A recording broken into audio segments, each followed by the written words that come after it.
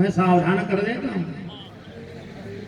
आगे यदि चाहते हो कि भगवान दोनों हाथ ठीक से देते रहे, लोला लगड़ा न बनावे, तो जिस समय भगवान का जयकारा होवे ना, दोनों हाथ उठा करके बोलना, हर हर हर हर हर हर।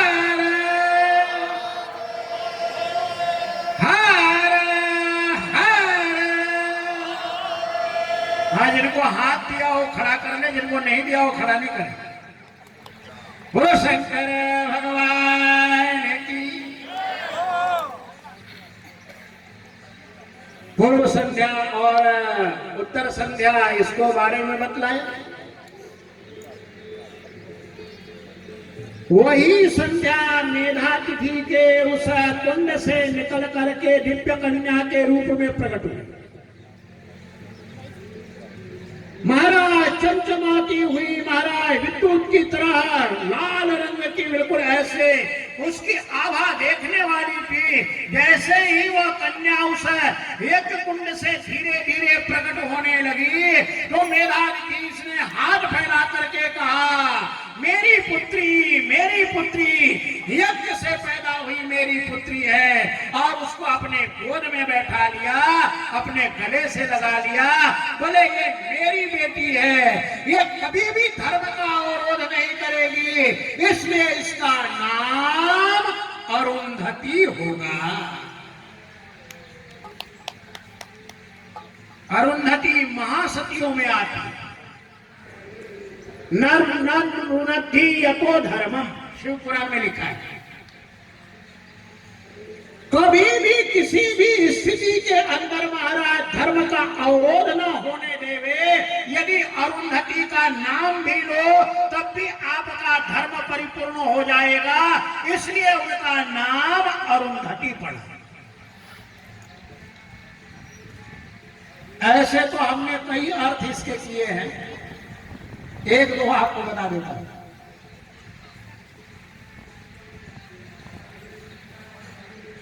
वहां पैदा होते समय महाराजा अरुण वर्ण की थी, रक्त वर्ण की थी, और रक्त वर्ण की देह होने के कारण उसको अरुंधति कहा गया।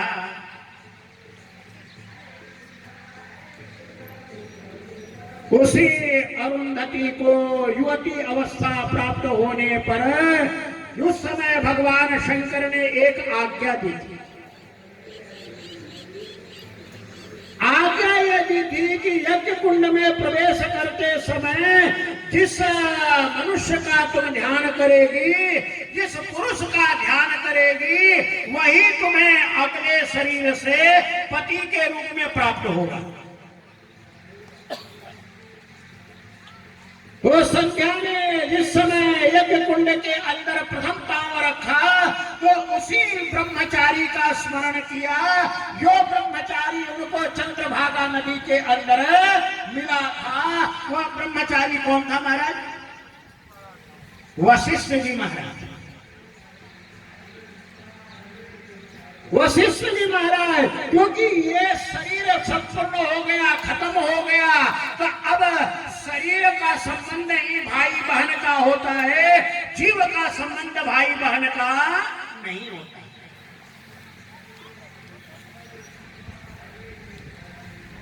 क्योंकि शरीर से जो उत्पन्न है, एक माता से एक सहोदर होने के कारण भाई बहन कहे जाते हैं, एक पिता से उत्पन्न होने के कारण कहे जाते हैं। ये बड़ा विचित्र संबंध है। और देह रहने पर ही जीव यहाँ पर सारे संबंधों को निभाता है। जैसे ही ये देह यहाँ पर गिरती है, धीरे धीरे सारे संबंध के बंधन खुलने लग जाते हैं और वह जीव कहीं जाकर के फिर पैदा हो जाता है। कई बार तो विचित्र घटना घटती है, मैंने आंखों से देखा।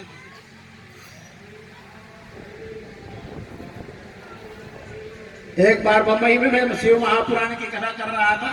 घटना बहुत है लेकिन एक बताता हूं। तो एक माई अपने बच्चे को लेके आई,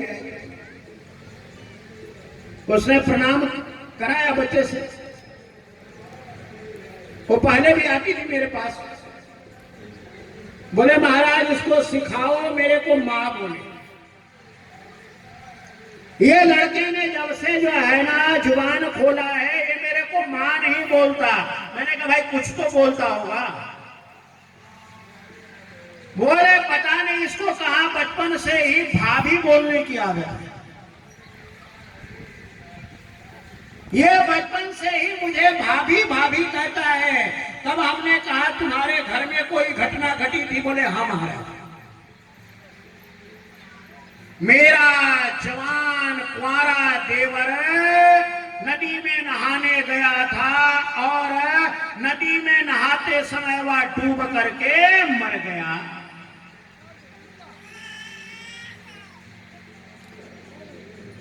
हमने कहा ये तुम्हारा देवर पैदा हुआ, इससे और बातें पूछो। जब महाराज उसे सारी बातें धीरे धीरे खोल खोल करके पूछने लगे तो उसने कहा ये मेरा घर नहीं है, मेरा घर आगरा में है, मेरे घर के आगे भैंस बंधी है, मेरी घड़ी वहां रखी है। मैंने कहा ये वही है। अब मरते समय भाभी का ध्यान आया तो वह भाभी के गर्भ में चला गया। अब पिछले जन्म में तो देवर था, अब इस जन्म में क्या बन गया? बेटा हो गया। इसलिए यहाँ विचित्र रिश्तेदारी है, दादाजी मरते हैं और मोह होने के कारण महाराज पोताजी बन जाते हैं। इसलिए मोह मत करो। नारद और पर्वत एक बार मार्केट से जा रहे थे गुजरते हुए, तो पर्वत और नारद में आपस में सहमति हो गई थी कि कोई भी कोई बात छुपाएगा नहीं। तो एक बार नारद जी वहां से बाजार से गुजर रहे थे, एक बकरे को खाते हुए देखा। तो बकरे को जैसे ही वह अन्न में मुंह मारा तो लड़का उठा डंडा और धड़ाम से बजाया, तो बकरा में करता हुआ भाग गया। नारद जी हंसने लगे। पर्वत ने पूछा महाराज क्या हुआ? बोले देख रहे हो, जिसने अपना खून पसीना करके दुकान बनाया, जिसने पता नहीं कितना परिश्रम, कितना सच और झूठ बोल करके ये दुकान सजाई,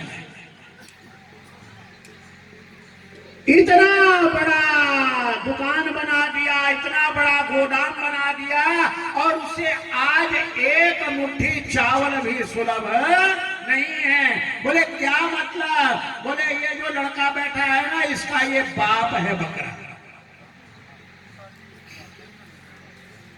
अब लड़के को थोड़े पता है कि बाप बकरे बन गए। अब बार बार बकरा मिमी करके और दुकान के ऊपर चढ़े, बार बार डंडा खाए, क्योंकि संस्कार वही था।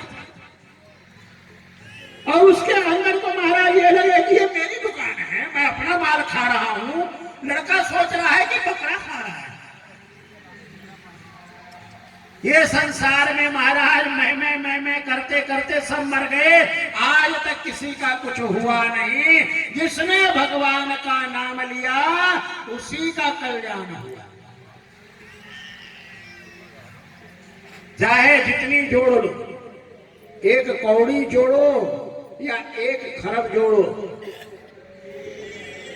पापा बाजे होए न कट्टी, एक पंजाबी में कहावत है, पप्पा बाजे होए न कट्टी और मुए संग नहीं जाए।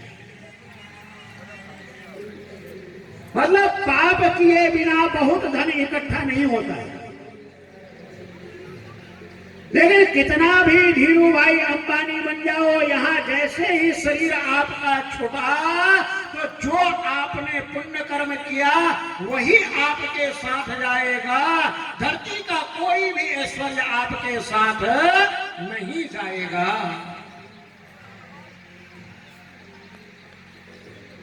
अब महाराज यहाँ पर अरुंधति जी का जब युवती अवस्था प्राप्त हो गई तो जब उन्होंने उनका ध्यान किया था वशिष्ठ जी का, अब वही पति उन्हें प्राप्त हुआ। जब अरुंधति जी युवती हो गई तो साक्षात ब्रह्मा जी आए और ब्रह्मा जी ने आकर के मेधाती जी को समझाया कि ये और कोई नहीं, ये पूर्व जन्म की संज्ञा है और इसका विवाह वशिष्ठ के साथ होगा। वहीं पर ब्रह्मा विष्णु महेश तीनों आए महाराज और तीनों ने दिव्य विवाह संपन्न कराया वशिष्ठ जी का। और वशिष्ठ जी को भगवान शंकर ने वही आशीर्वाद दिया, सप्त कल्पांत जीवी पतिर्ते भविष्य, 7 कल्प तक जीने वाला तुम्हारा पति होगा। तो ये किसके प्रभाव से वशिष्ठ जी सप्त कल्पांत जीवी हुए? ये अरुंधति जी के प्रभाव से। और उसी ब्याह के अंदर जो भगवान शंकर ने अपने हाथ से, भगवान विष्णु ने अपने हाथ से और भगवान ब्रह्मा ने अपने हाथ से जो जल की धारा दी थी पवित्र करने के लिए महाराज, उनसे वहां पर 3 नदियां निकल गई। वो शंकर भगवान की। वही अरुंधति जी आज भी वशिष्ठ के साथ, जहां 7 ऋषि होते हैं ना, उत्तर में देखना, वो 7 ऋषि में जो नीचे है ना वो वशिष्ठ जी, और वशिष्ठ जी के साथ ही एक छोटा तारा टिमटिमाता है। यदि आंख ठीक होगी तब नजर आएगा। वो जो वशिष्ठ जी के साथ तारा टिमटिमाता है उनको कहते हैं अरुंधति जी। इसलिए शादी ब्याह के अंदर जब प्रातः काल फेरे हो जाते हैं तो लड़की को अरुंधति दर्शन कराया जाता है। अरुंधति दर्शन इसलिए कराया जाता है कि तुम भी अरुंधति के आदर्श का पालन करो, तुम्हारा भी पति युग युग ऐसे, जब तक तुम्हारा जीवन हो तब तक जीवित रहे। ये हमारे यहाँ विधि विधान है। ऐसे तो शादी के बहुत विधि विधान है। ध्रुव दर्शन कराया जाता है, ध्रुव तारे का, ये सब शास्त्रीय विधान है। अब महाराज यहाँ तो ये सब संपन्न हो गया, लेकिन एक कांटा ब्रह्मा जी के मन में अटक गया। वो कांटा क्या है? तो ब्रह्मा जी के मन में ये कांटा अटक गया कि मेरे को लड़की के कारण, स्त्री के कारण ब्रह्मा ने अपमानित किया। ये फक्कड़ है ना, इसको भी गृहस्थी बना के छोड़। जब इसका ब्याह हो जाएगा ना तब इसको पता लगेगा कि स्त्री का मोह क्या होता है। इसलिए ब्रह्मा ने कामदेव को कई बार कहा, कामदेव ने अपना जोर लगाया, लेकिन भगवान शंकर को फक्कड़ न चले। ब्रह्मा एक बार इतने थक गए कि उनके शरीर से पसीना निकलने लगा। बोले अब मैं क्या करूं? तो उनके पसीना से महाराज मारगण पैदा हुआ। वे मारगण भी कामदेव के सहायक हो गए। श्वास प्रश्वास बहुत लंबे चलने लगी थी तो वसंत पैदा हो गया था। वो वसंत भी कामदेव का सहायक हो गया, रति भी कामदेव की सहायता हो गई। और महाराज कहीं कहीं वर्णन आया है कि ये जो ब्रह्मा जी के शरीर से पसीना आया उससे कई प्रकार के पितर पैदा हुए। ये अलग अलग पुराणों में वर्णन है।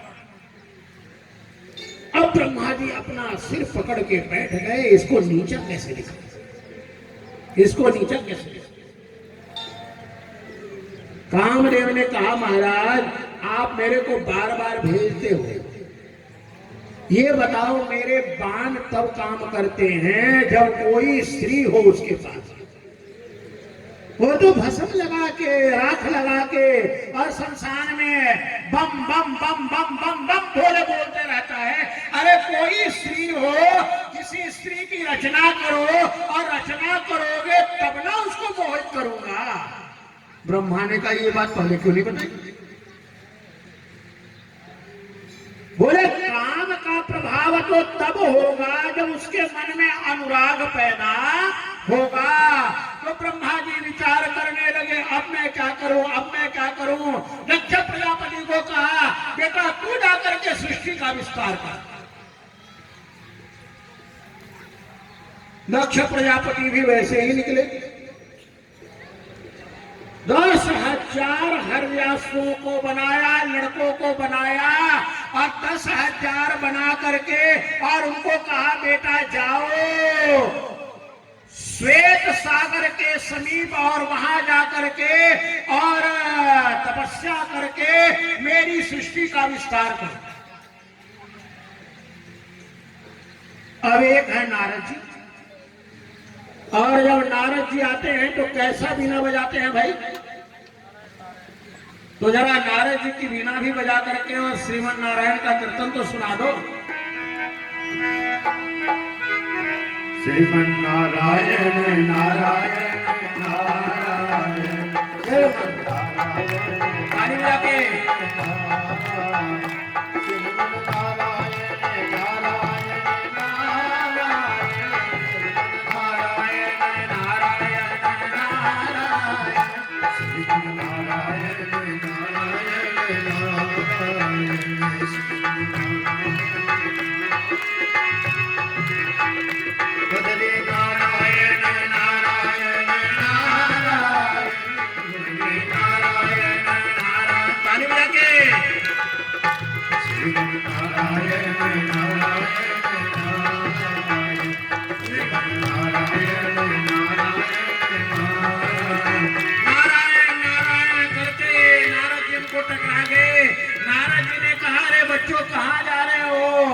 बोले तपस्या करने जा रहे हैं।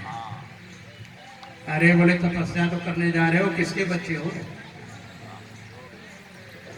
बोले हम दक्ष प्रजापति के बच्चे हैं। अरे दक्ष प्रजापति मेरे को जानते हो? बोले नहीं आपको नहीं जानते हैं। अरे बोले दक्ष प्रजापति ने बताया नहीं कि तुम्हारा एक चाचा भी है? अरे बोले रिश्ते में हम तुम्हारे चाचा लगते हैं। बोले अच्छा चाचा जी, तुम 10,000 के 10,000 दक्ष प्रजापति के बच्चे हो? बोले हाँ। अरे बोले ये 10,000 के 10,000 मानसिक पुत्र हो गए महाराज।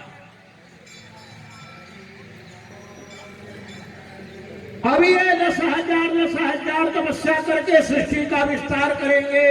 ये बेचारे कहाँ जाकर के तपस्या करेंगे और कहाँ माया में फंसेंगे। नारद जी ने कहा तपस्या करने जा रहे हो तो कोई गुरु बनाया है? बच्चों ने कहा ना। बोले निगुरा हो, और निगुरे की तपस्या कभी सफल नहीं होती है। बोले क्या करना पड़ेगा? बोले गुरु बनाना पड़ेगा, गुरु मंत्र लेना पड़ेगा और गुरु मंत्र लेकर के जप करना पड़ेगा, तब जाकर के रहस्य समझ में आएगा। इस सृष्टि के अंदर बड़े बड़े रहस्य हैं। बोले क्या रहस्य है जरा हमें बताओ तो श्रीमद् भागवत जी में प्रसंग आया। नारद जी ने पूछा एक नदी ऐसी है जो ऊपर भी बहती है और नीचे भी बहती है, उसके बारे में जानते हो? हरियासुआ ने कहा महाराज ऐसी नदी के बारे में हम नहीं जानते। तो बोले क्या जानते हो? बोले एक गुफा ऐसी है जिसमें जो पुरुष घुस जाता है वह निकलना भूल जाता है। उस गुफा को जानते हो? बोले महाराज आप तो एक से एक प्रश्न ऐसे उठाते जा रहे हैं, हमें पता नहीं। आप गुरु बन जाओ, आप ही बतला दो। इधर आओ पहले, सब अपने कान लाओ और सबके कान के अंदर महाराज, आजकल तो माइक से मंत्र मिलता है, चिंता ना करो,